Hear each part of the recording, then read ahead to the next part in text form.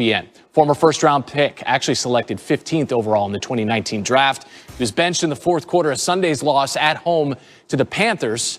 And Ron Rivera saying earlier today that Taylor Heineke would start next week if regular starter Alex Smith is not healthy. So Dwayne Haskins demoted on the depth chart, seemingly at the behest of Ron Rivera. And now news coming out of Washington that Dwayne Haskins will be released.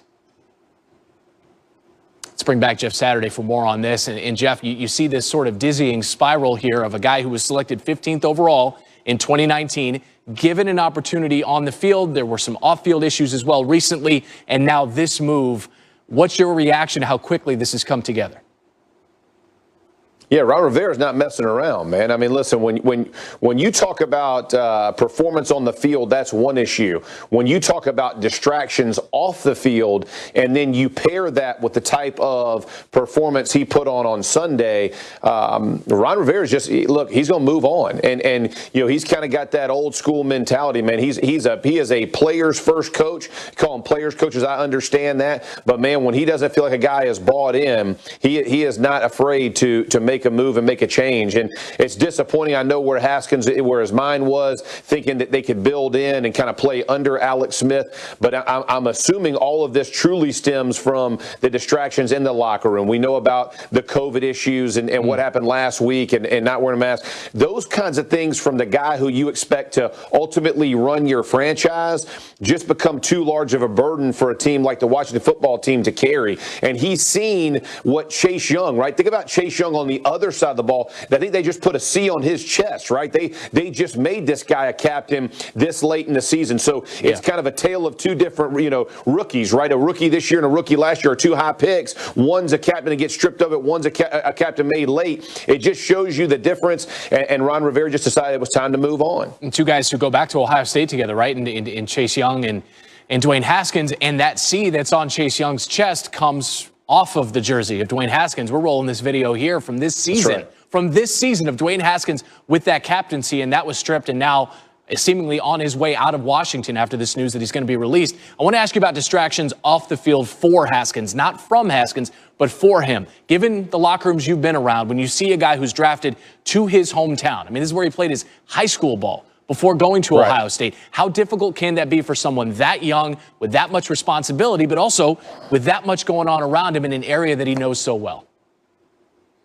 Yeah, it's professional football for a reason, right, Randy? Like you have to learn to build, have insulators, right, where you can't be gotten to unless it's on your terms and in a best case scenarios. I mean, listen, I can remember Peyton Manning, and he didn't leave Indy, right? I mean, he stayed tight in it. He could have easily went back to Tennessee or Louisiana, New Orleans, you name it, right? He could have went anywhere. But what did he decide to do? He decided to build relationship with his teammates. Aaron Rodgers is no different in Green Bay. I mean, these guys understand what team development truly looks like. There can't be a lot of outside voices, Randy, and it's disappointing when you see a young kid make these type of mistakes because he was given opportunities and then given more opportunities. And so I'm hoping that he learns from this. If somebody else gives him an opportunity or a chance, that he learns, listen, there's some things that you can't deal with when you're trying to play professional football. It is a full-time job.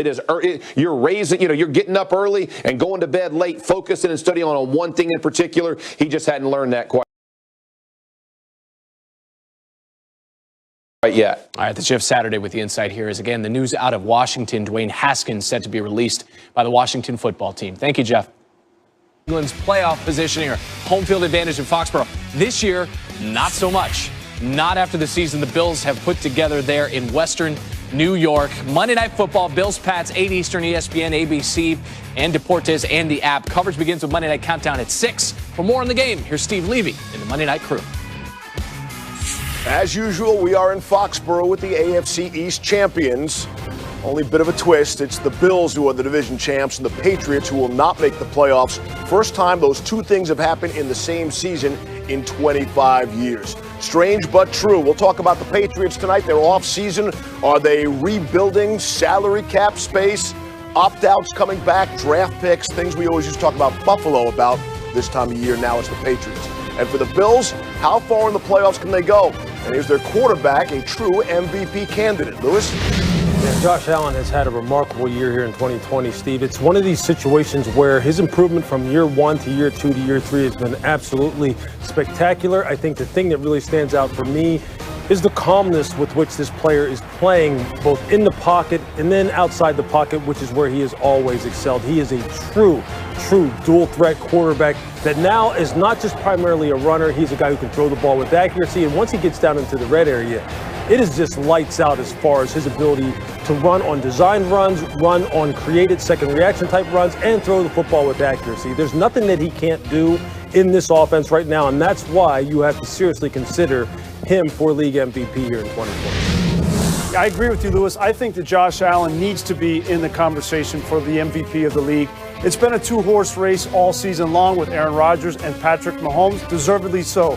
But Josh Allen is playing at that level, and he has his team in position now to go deep into the playoffs. And the reason why I think Josh Allen is so much better this year is the decision-making. He is making decisions, especially on third downs, that are keeping drives alive.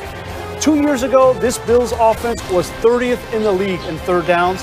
This year, they are number 1. Not only can he do it with his arm, throwing the ball to Stephon Diggs, Cole Beasley, but it's his athleticism. It's extending plays and then making plays downfield with his legs. Very difficult to stop. Patrick Mahomes does it to an extent, but not to the extent that Josh Allen does, finishing in the red zone with 8 touchdowns on the year. He is a problem for defenses, and I don't see, quite honestly, any defense. To 16. So, AFC wildcard scenarios are like this. The Ravens clinch with a win over the Bengals, and the Dolphins are in with a win over Buffalo.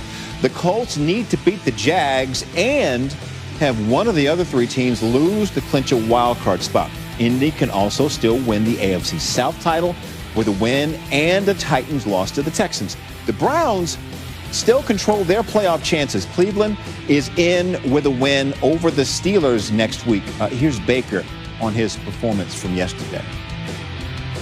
Pretty much 2020, all in 24 hours. So what happens, you have to adapt and change.